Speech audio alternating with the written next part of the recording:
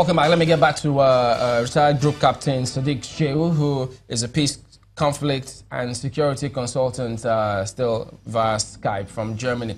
You did talk about arming, militia and the likes, and yes, that's been talked about recently, but you know, there are those who are also concerned, saying, look, herdsmen are armed. Some of these people with AK-47, there's been several visuals, clips, images of such, and they haven't seen any campaign whatsoever until perhaps Benue, this matter came up, and then we have this campaign. So for those who think that, wait a minute, they seem to suspect or question the intention of such agencies to actually deal decisively with this matter before this Benue open grazing law came about. What would you say to such group of people? Do we have a campaign? Have we seen any decisive action being taken against those herdsmen?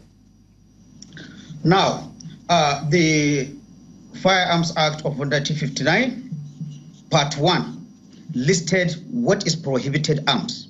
And it listed all military type of weapons, including the AK-47 that you are saying. So the law is a law, whoever breaks it. Whether state-owned militia, whether cattlemen, herders, whoever is holding AK-47 according to Nigerian law is already a criminal. And it does not make it right. If you claim some people are having AK-47, then maybe as a governor is setting on your own militia, you give them AK-47. Two wrongs do not make a right. Now, you also raised the issue of clips and images. In all honesty, again, I have to challenge you, the media. Most of the images that are used, in part of my training, I have a certain expertise. I can look at a terrain, I can look at a vegetation, and conclude with some certainty which parts of the world a picture is taken.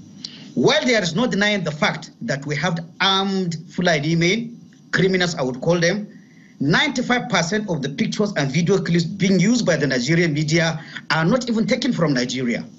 Now, this I find highly irresponsible because the average Nigerian depends on the media to inform them. It is okay if you catch whether a cattle herder, whether a farmer with a weapon in the Benue, you have the real picture and you display it. There's nothing wrong with that. That is journalism. But it is very, very unethical for a journalist to go to another country or to surf the internet and pick the picture of any armed guy and use it to report killings in Ozobolu, Enugu State, or in Benue State. That is the issue I'm saying. So please, I'm using this medium also to talk on the Nigerian media to be very professional, to be very responsible. All right, yes. Okay, let me just clarify that particular matter. Well, we are a very responsible medium here, and we do have correspondents in several states, those states that we talk about. So we only speak about the images that we have, the video clips that we have.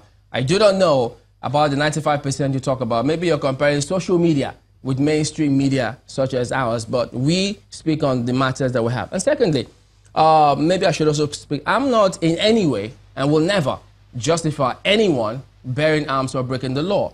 But what we're trying to bring up here is those who think that they haven't seen any campaign to deliberately disarm those herdsmen who are bearing weapons. To the extent that people ask, are we sure they're just herdsmen or terrorists? So that impression, don't you think that it needs to be corrected so that people are not pushed to the wall to go bear arms, which will in turn make the job of security agencies more difficult? Here, I would slightly disagree with you from what I did following this situation. For example, starting from Benue State. The Benue State governor has said on Kobin, he has declared amnesty and he has mopped up arms. In Zamfara State, to some extent, I want to believe arms were also mopped up. So I don't think it would be correct to say that nothing has been done. Last week, the commander-in-chief and the president has given the security forces to arrest and mop up arms. And I've also talked of the federal government. Okay, that is work in progress. But I want us to remember that I think some effort has been done. But like in anything in life, a lot more needs to be done, and there's always room for improvement. That is just what I have to say on that.